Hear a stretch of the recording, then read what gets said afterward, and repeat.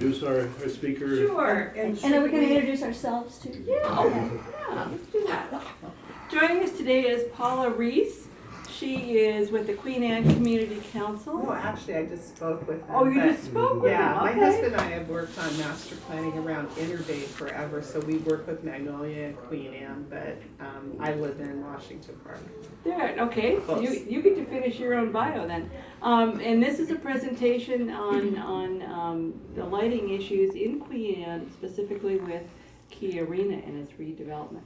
And some of these things will just have some significance also, as Northgate, as many of you know, is getting the practice arena for hockey. So, and we're expecting some major signage going in there as well. Thank you. You don't want to do introductions? Yes. Yes. So, I'm Jan Brucker. I live Licton Springs in Northgate. Diane Snell, Leschi. Sarah Jane Siegfried, Lake City. I'm Michael Oxman. I'm a denizen of the urban forest. Bob Rosenberger, Rainier Beach. John Barber, Leschi. Ellen Beck, Woodland Springs. Jim Snell, Leschi. Jim Erickson, First Hill. Marty Oppenheimer, Silver Park. Linda Bockel, Queen Anne, Magnolia. Christine Renty, Wedgwood. Joan Paulson, Rainier Beach. John Clark, University. Ah, thanks. And were you at the Queen Anne introduction I did a couple months ago? No. Okay.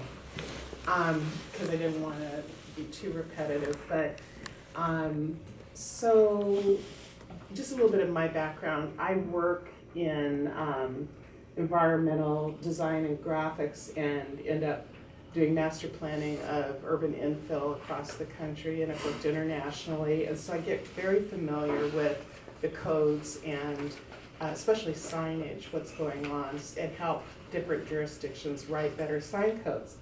And so I've been here since 1979, and our code was last looked at in 1974. And I sort of feel like the world has changed, and all these technologies are coming at us. Lighting is different, but there's an absolute refusal to go close to our code. So about 25 years ago, I was asked by Jan Drago to please help her start to bring professionals together to look at how we could update it. And I've been trying to work on updating it ever since. So imagine my surprise after many, many mayors, council members, failed attempts, that I get a email from Bill Bradford, and he goes, "What's this?" And it was a little thing that said that there was going to be a special district created around Seattle Center so that the arena could have changing image signs. So I'll show you what that actually means, because nobody figured it out to be part of the public process. Oh, we on Lake City know exactly what the changing image signs Oh, are yeah, on you the do. strip. Yeah, the place. car dealerships, No, right? the strip mall, Oh. the strippers. Oh, The yeah, yeah. strippers. How could you not look? Right, right. So I just wanted you guys to think about one image in your head of why you live here. Like, why do you live in Seattle? And just get that image in your head. And then this is the image of what I think of. This is from my office desk. And so when I'm flying and I come back home, I'm thinking about coming back to this, and that's me. So I'm just going to express my personal opinions. And We can put that on the sign. yeah, there's not another person that has to agree with me. I just want people to know and decide what they want the city to be, instead of just having it pass without any public input. So anyhow, kiss it goodbye, because you remember how much controversy there was around just the Key Arena sign? Oh, that was my friend and I that actually did that whole. God bless you. Well, But we wait. lost. Yeah, wait till you see.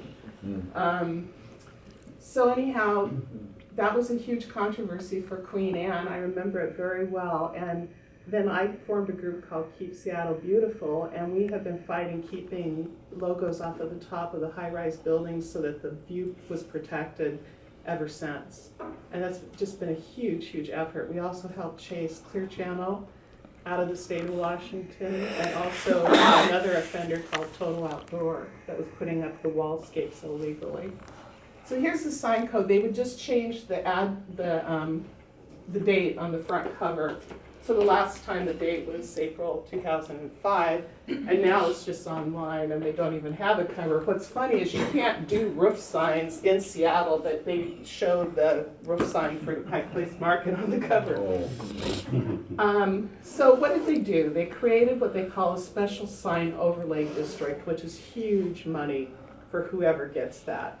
The reason I know this is about 15 years ago, I was working on Sunset Boulevard, and I noticed that they put these huge 20-story tall advertisements on the side of the buildings, but the buildings were empty. I talked to a landlord and he said, we don't want to deal with the pesky people in the building. We make so much money on the advertising, the building is the structure for the advertising. So I went to the city of West Hollywood and I talked to the planners, and they figured out, because you can't tax advertising or billboards, that they would make a special district, and they collected back then $20 million the first year by getting part of the revenue. Fortunately, the area has started to fill in and there are people, but anyway, this is a big business. So Seattle got hit sideways with a request to do an overlay district, and especially for the sub areas of the Seattle Arena and Bresse garage. Where is that? That's right south of the arena. So they're redoing that garage to be the arena parking On Harrison?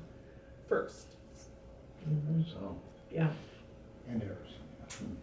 And So it's right next to that Fisher Pavilion that they turn into a skating rink in the winter? it's more by the pottery crafts little brick building, and then there's a parking that's right behind it, that garage. So in this legislation, they were saying that the sign code doesn't work for the Seattle centers, wanting to be vibrant and valuable to the community. Well, it doesn't work for anybody. So they are changing the amount of signs they can have, the types of signs, the sizes, and other characteristics of the signage. But it's to regulate signage to promote health and the safety of the general public. So anyhow, the EIS went through somehow, and it was completed. I think I saw Bill here. Bill? Did he walk in? Okay.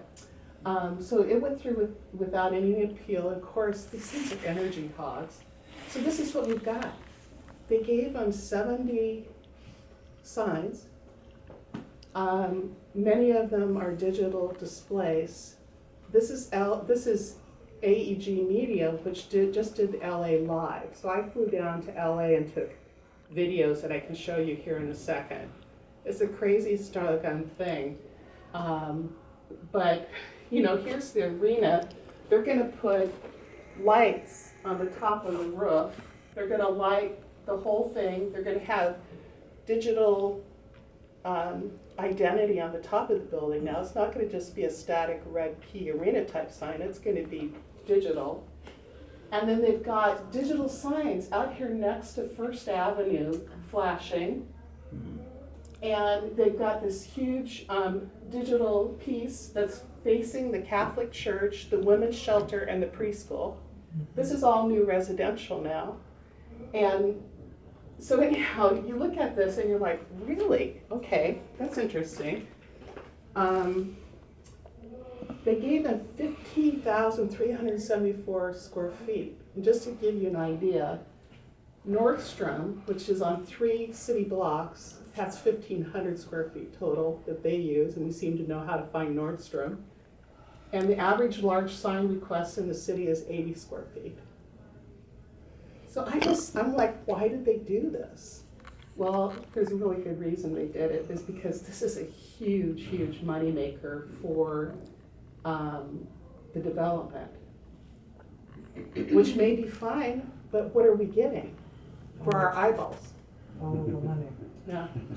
So anyhow, there's one digital atrium sign. It will be inside, but it'll be facing, it'll be visible through the south atrium. That's 8,000 square feet. Wow. And this can have full video. It's not just static images.